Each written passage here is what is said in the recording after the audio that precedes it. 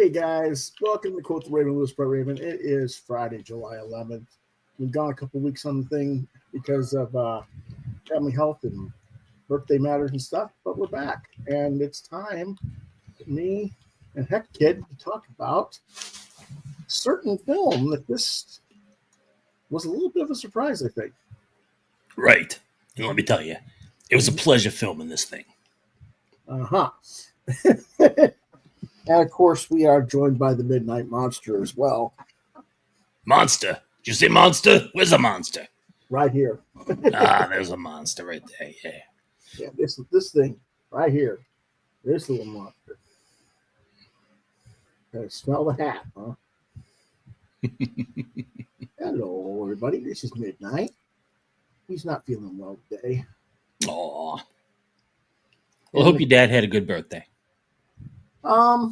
Mostly, I think he did okay. Okay, good.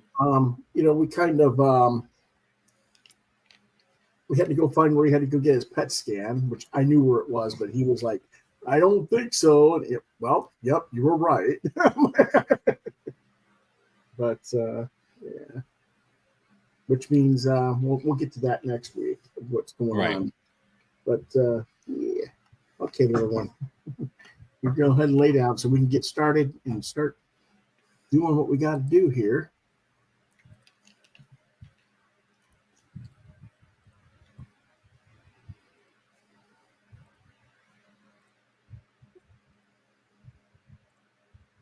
All right, I'll let you read. All right, this is Hellboy, the Crooked Man. Directed by Brian Taylor. Screenplay by Christopher Golden, Mike Mignola, and Brian Taylor. Based on Hellboy, the Crooked Man by Mike Mignola, who happens to be my favorite person of all time. Produced by Mike Richardson, Jeff Greenstein, Yariv Lerner, Jonathan Younger, Les Weldon, Robert Van Norder, Sam Schulte.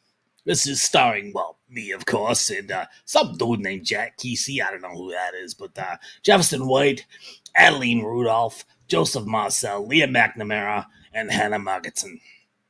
Our production company was Millennium Media, Dark House Entertainment, New Boyan Film Studios, Campbell Grobman Films.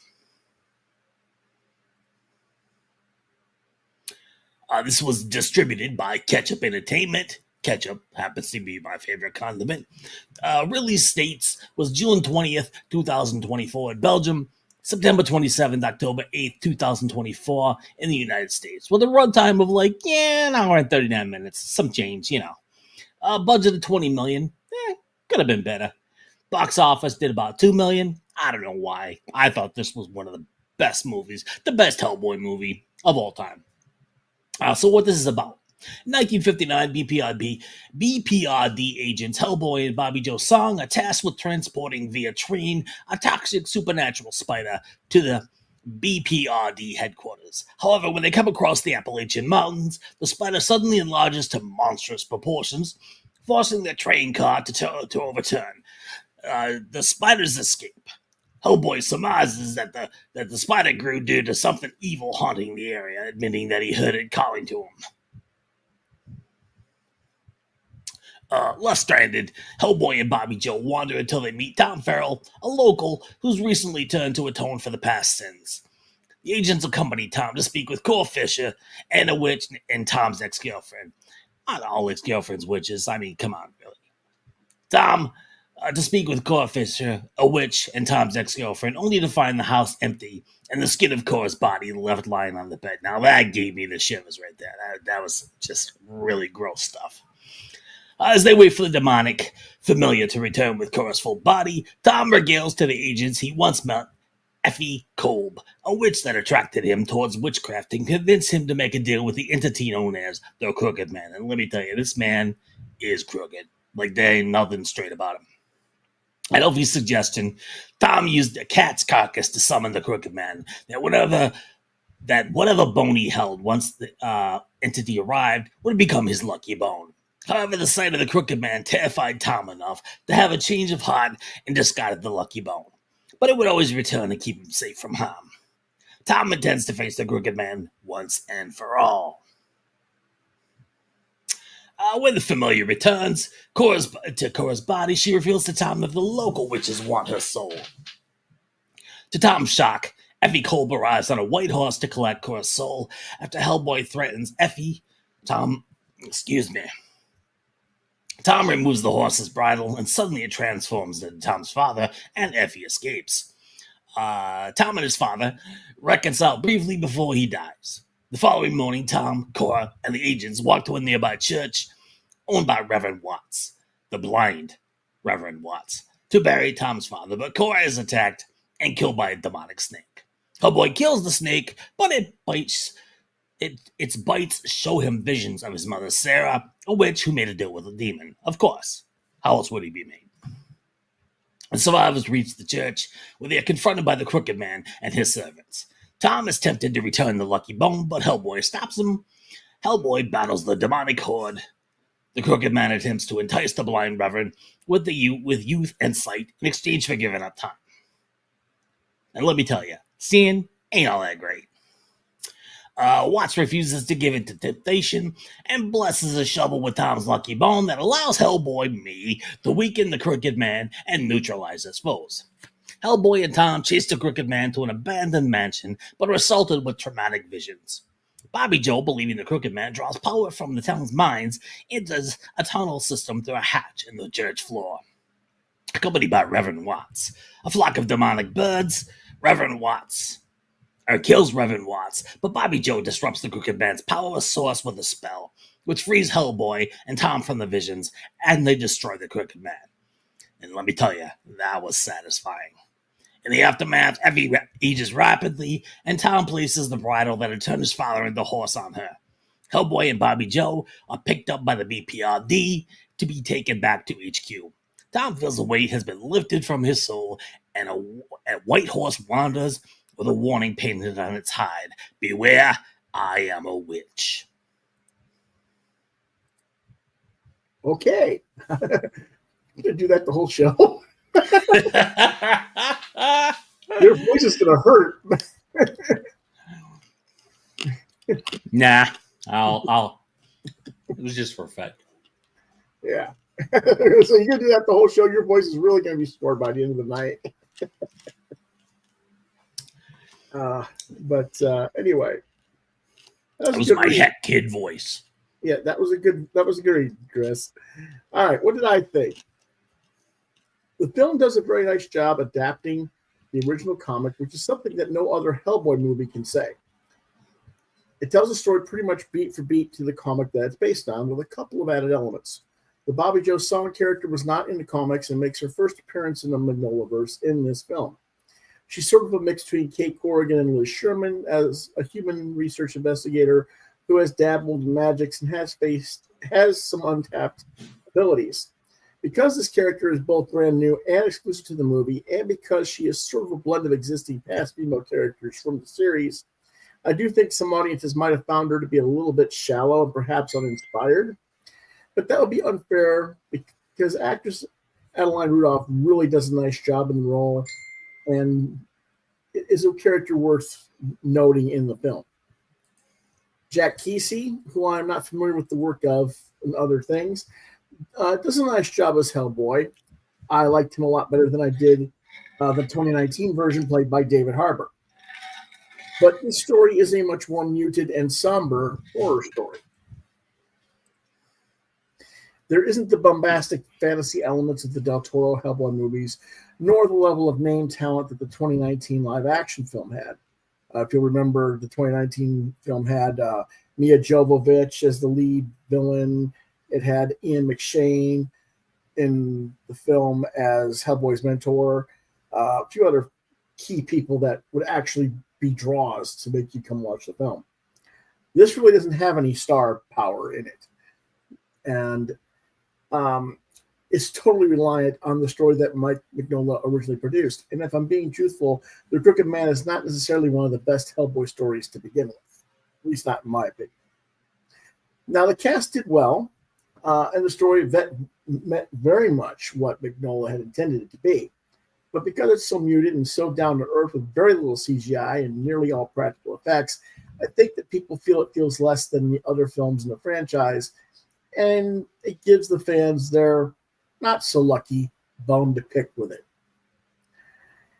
if this had been the first live action film instead of the third reboot or second reboot, third incarnation, I think the film would have been received just fine. But because the people are so used to the Del Toro version with Sherman played by Selma Blair and Ava Sapien by Doug Jones, who are both very popular characters in their own right in the franchise. Plus, people always wanted to see what Liz and Hellboy's kids were supposed to be. Because if you remember at the end of the Hellboy Golden Army, she's pregnant with both of his kids. We never got to see that. Right. So I think a lot of fans are just being down on the film to be down on the film. And that's where the negative reaction to this movie comes from. It's a bit overreacted. It's a very respectable film, done at maybe a third of the budget of its predecessors. This film was budgeted at $20 million.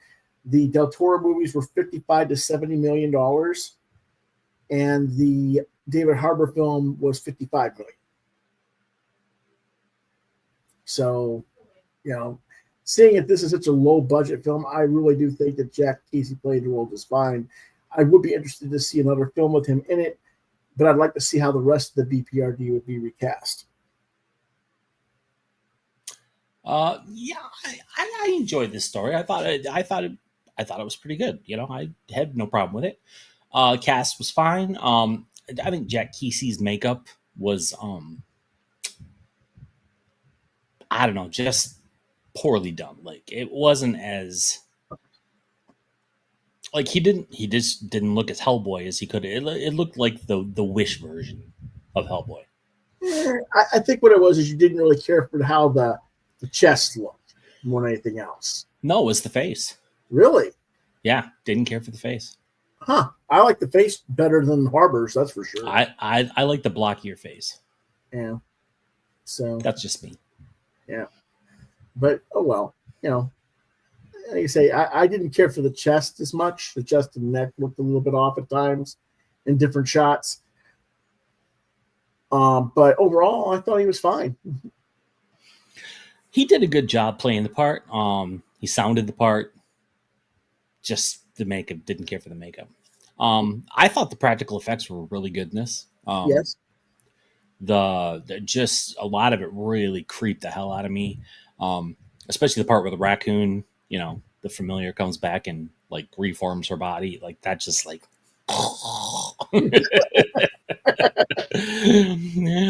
and I was like, wait a second, this is a Hellboy movie. Is that a nipple? Yeah. Well, they're not supposed to have this in a Hellboy movie. Yeah, I don't know. It's one thing I did notice about the script was there was some more cussing in it, some F-bombs that I can't remember if that was in the actual comic because it's been so long since I read it. I think the actual comic is from 2008.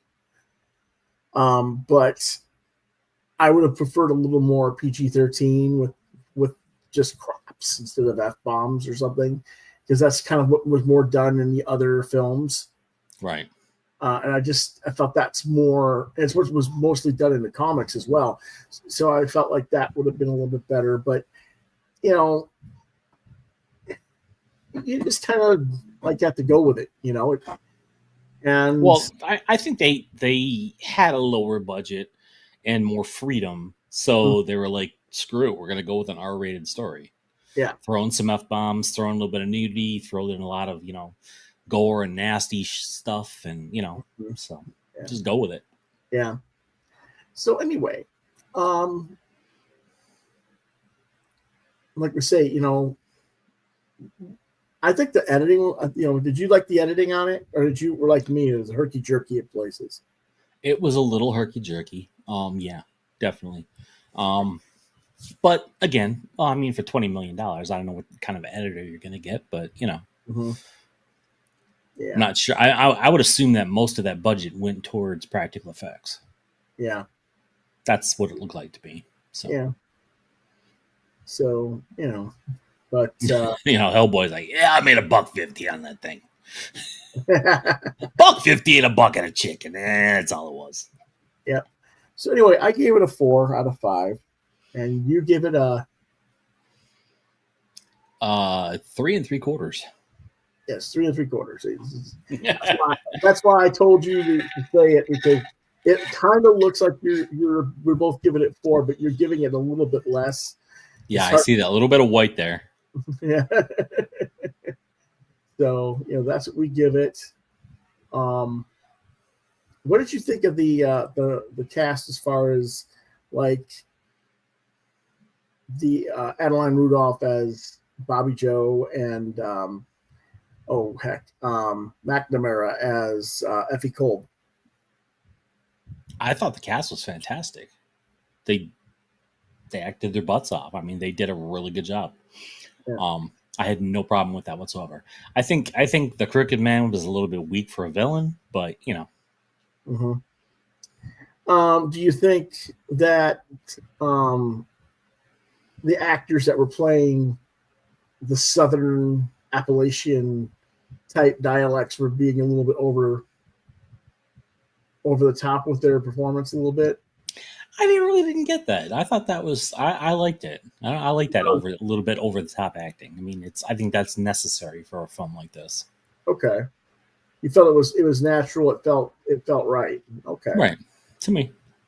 Okay, well, I just wondered. I'm trying to figure out why you're giving me only a 3 3/4. Because like I said, I can't even put my finger on it, but it just felt low budget. Mm-hmm. Okay, that's why. Yeah, I guess. I mean, yes, it's a low budget film in term, and definitely low budget compared to the other films. But I don't think this film really needed a higher budget for what was given story wise. I mean, did you think it dragged? Because I thought it dragged a little bit.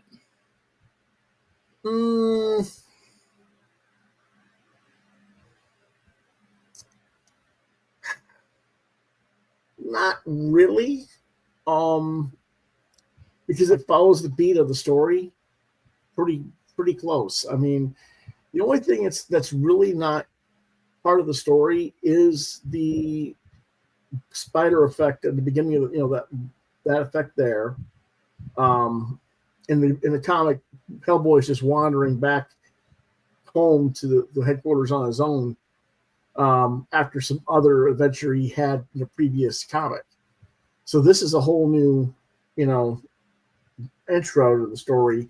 And Bobby Joe, the character, again, is strictly to this film. And so I think,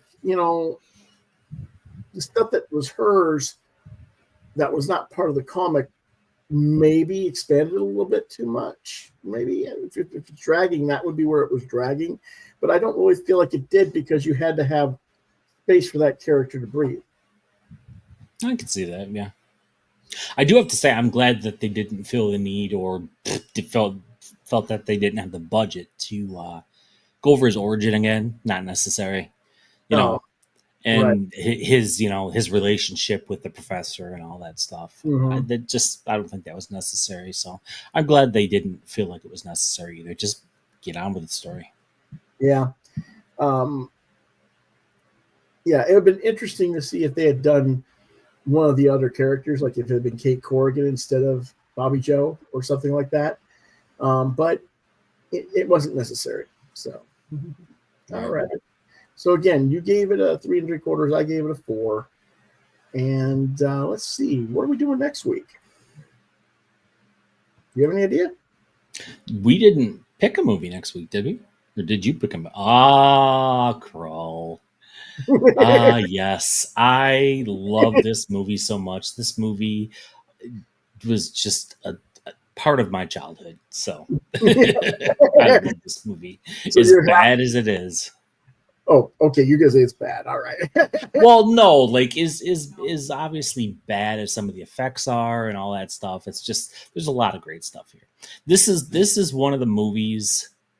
This is one of the few movies that I'm like, this should be remade.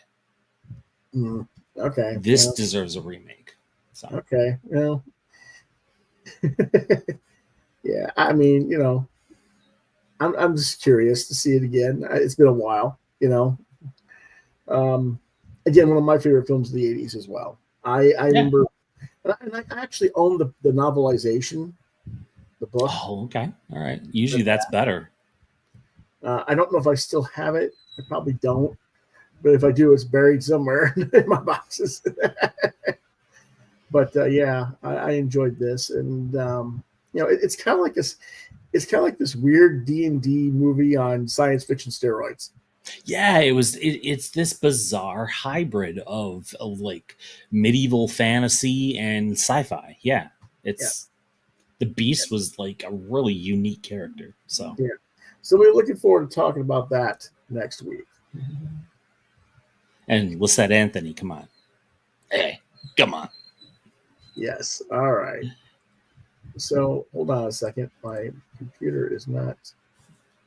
I hate when it does this. And Liam Neeson's, I believe, first role. I know he's in the movie. I don't know if it's his first role. Okay, I thought it was his first. It could be. I'm not sure. So anyway, thanks for watching the show. We'll see you guys on Monday. We're going to be finishing up and reviewing Adam the Beginning, Chapter 11. Finally got the book, got that ready to go. Tuesday, we're going to have our crowdfunding and industry talk.